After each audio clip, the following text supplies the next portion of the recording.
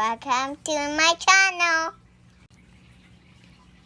It's Diwang Pinoy Canada.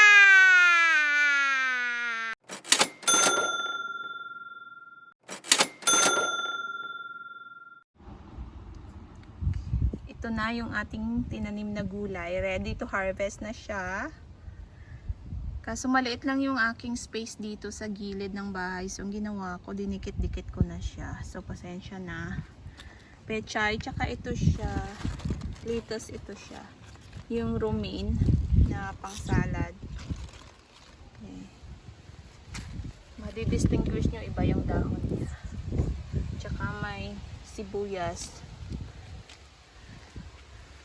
Okay. Yan.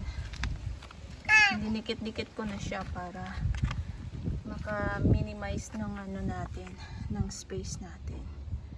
Ang gagawin ko, magha-harvest ako ng ilang pirasong dahon para gagamitin ko sa aking pagluluto. Magluluto tayo ngayon ng nilagang baboy.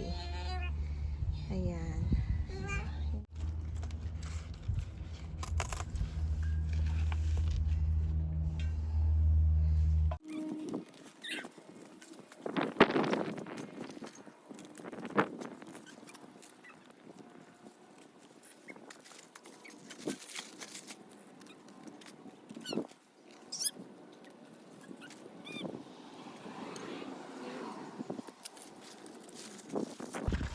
So, ayan guys, hindi ko siya pinutol.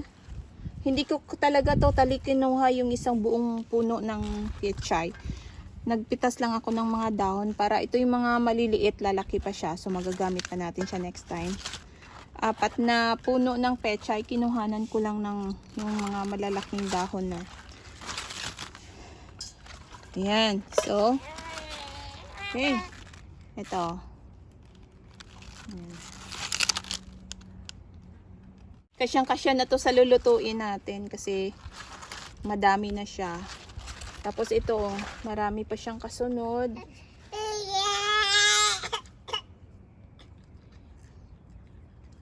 Ang iba dito, syempre, pag papamigay din natin sa mga kaibigan natin.